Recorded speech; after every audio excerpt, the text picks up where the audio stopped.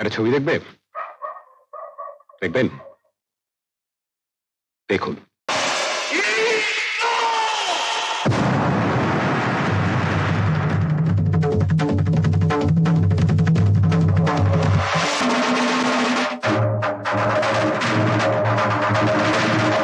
বাংলা সিনেমায় সেই সময় সব থেকে আধুনিক পরিচালক।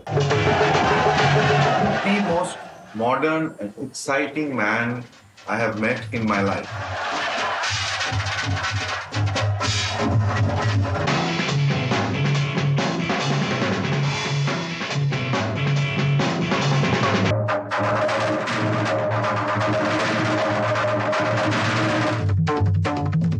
এত সুন্দর মহৎ মানুষ আমি আর দ্বিতীয়টি দেখিনি।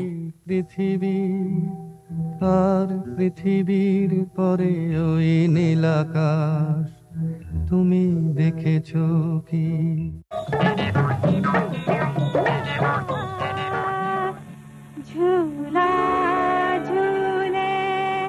সিনেমার যে গবেষণা, সিনেমার ভাষা, তার ইমেজারি, তার আঙ্গিক, সেইগুলো নিয়ে যে পরিমাণ এক্সপেরিমেন্ট করা যায়, সেটা যে সময় এক্সপেরিমেন্টটা হচ্ছে সেই সময় কখনো কখনো দুর্বোধ্য লেগে যেতে পারে, কিন্তু আজকে সেটা মানুষ আরও বেশি বোঝা উচিত যে সেটা কতটা আধুনিক ছিল এবং অ্যাহেড অফ টাইম ছিল। রিয়েল লাইফ আর রিল লাইফকে পাঞ্চ করতো একদম। ভীষণ আনইভেনফুল লাইফ মশাই আমার। আর এইটাই মৃণাল সেনের, ওই যে ভদ্রলোক ছবি টবি করেন, ওনার খুব ভালো লেগে গেল। আমাকে বললেন ঠিক আছে, আমাকে ওই সকাল থেকে সন্ধ্যা পর্যন্ত ক্যামেরা নিয়ে তাড়া করবো। দেখুন, আচ্ছা বলুন তো মশাই, আপনার কোনো মানে আছে? যে চরিত্রটা করতাম সেই চরিত্রের নামেই ডাকতেন। সেই চরিত্রটার নাম ছিল মালতী, এবং উনি বলতে চাইছেন যে তুমি এর মধ্যে বিলং করো, মালতীর মধ্যেই থাকো, তুমি এখন আর বেরিয়ে এসো না। বিপ্লবের কথা আমরাও জানতো, লেনের বই পড়েছি।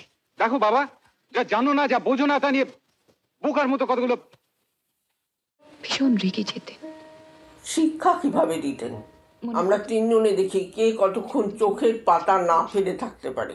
তো এই চোখের পাতা না ফেলা আর ফেলার মধ্যে ছবিতে অনেক কথা বলা যায়। যে একটা চিন্তা করছি, সেখানে চোখের পাতা পড়লে খারাপ। চিন্তাটা আমার শেষ হলো, আমি ডিসাইড করলাম এটা করব, তখন চোখের পাতাটা ফেললাম। He opened up the world of cinema to me. He not only opened up the world of cinema, he opened up my city to me. এমন তো হতে পারে দিদি শ্রীরামপুরে মাসির বাড়ি থেকে আটকে গেছে, কিংবা ট্রাম বন্ধ হয়ে গেছে, বাস বন্ধ হয়ে গেছে, মিছিল, পুলিশ, লাঠিচার্জ, বম্বিং, কিংবা দৌড়ে বাসের থেকে মাথা ঘুরে পড়লো।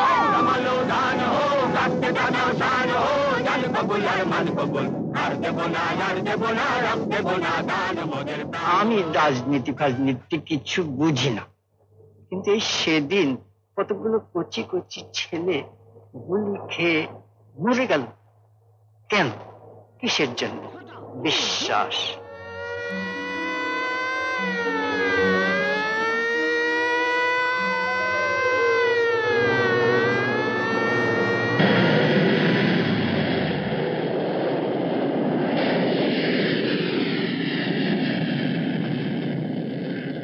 সাধারণ জীবনযাত্রার মধ্যে যে সিনেমার রসদ আছে তার ঠিকানা কিন্তু উনি দিয়েছিলেন।